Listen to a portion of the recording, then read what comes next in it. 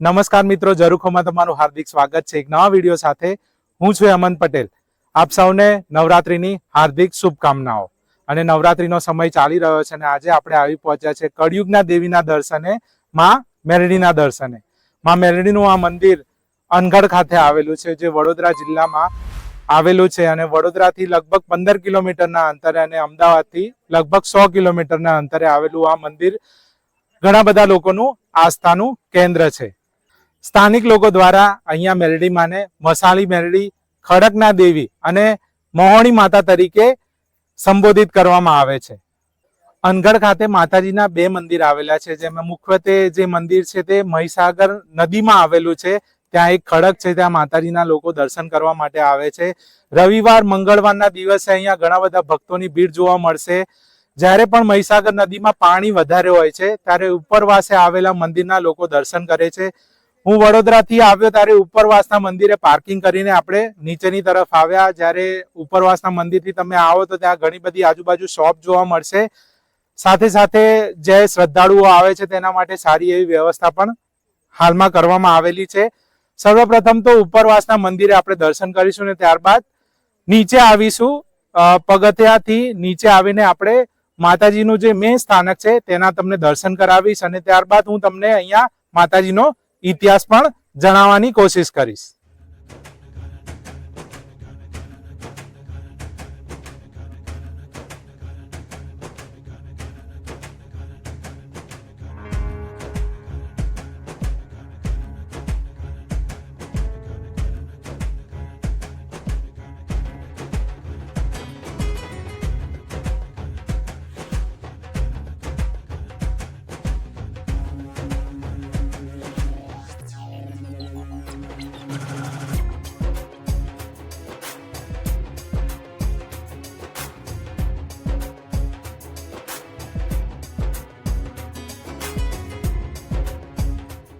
અત્યારે હું ઉપરના મંદિરેથી દર્શન કરીને નીચેની તરફ સ્ટેપથી આપણે નદીની તરફ આવી ચૂક્યા છે. મારી પાછળ જે મંદિર દેખાય છે તે માતાજીનું મેન સ્થાનક છે.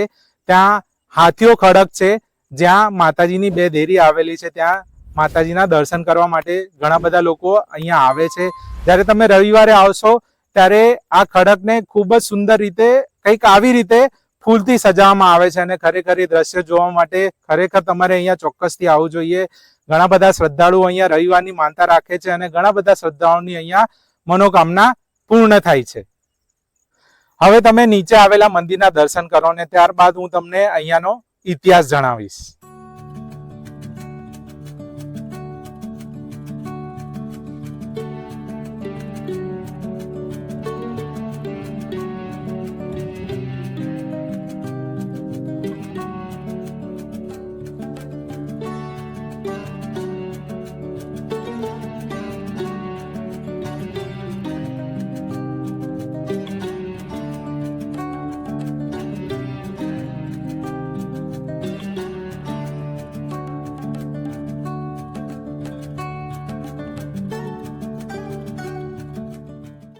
હવે હું તમને માતાજીના ઇતિહાસ વિશે જણાવું. લોકવાયકા પ્રમાણે 400 થી 500 વર્ષ પહેલા અનગઢ ગામમાં ગોહિલ કુળના લોકો વસવાટ કરતા હતા. મહીસાગર નદીના કિનારે વસેલા અનગઢ ગામના સામેના કાંઠે મુસ્લિમ લોકો રહેતા હતા. તે સમયે મુસ્લિમ લોકોએ ગોહિલ લોકો સાથે વાટકી વ્યવહાર તથા દીકરી વ્યવહાર શરૂ કરવા માટેનો એક પ્રસ્તાવ મૂક્યો.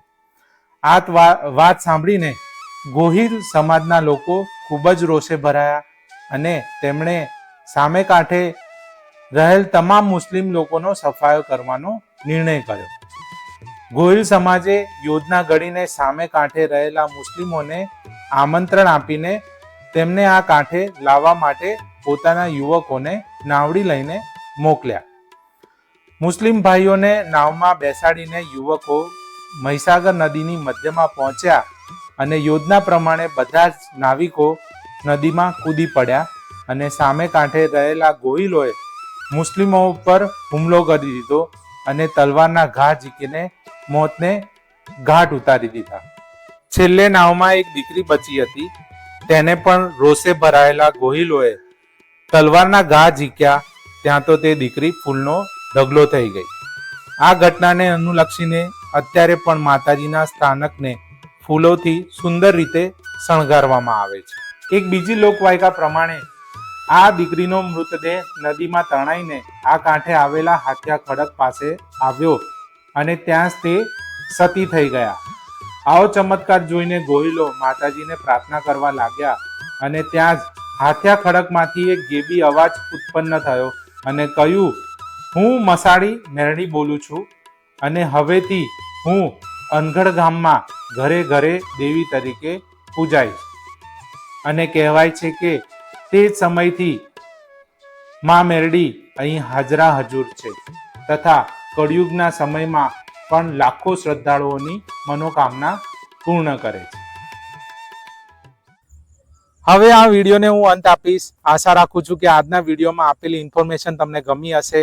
જો વિડીયો તમને ગમ્યો હોય તો વિડીયોને ચોક્કસથી એક લાઇક આપજો. તમારા ફેમિલી અને ફ્રેન્ડ સાથે અવશ્યથી શેર કરજો અને નવરાત્રિમાં માતાજીના દર્શને ચોક્કસથી પધારજો. તમે જો મંદિરે આવો તો ઉપરના મંદિર સિવાય પણ અહીંયા પણ મેઇન મંદિરે આવીને દર્શન કરજો. મહોણી માતા તમારી સર્વ લોકોની મનોકામના પૂર્ણ કરે. જય માતાજી.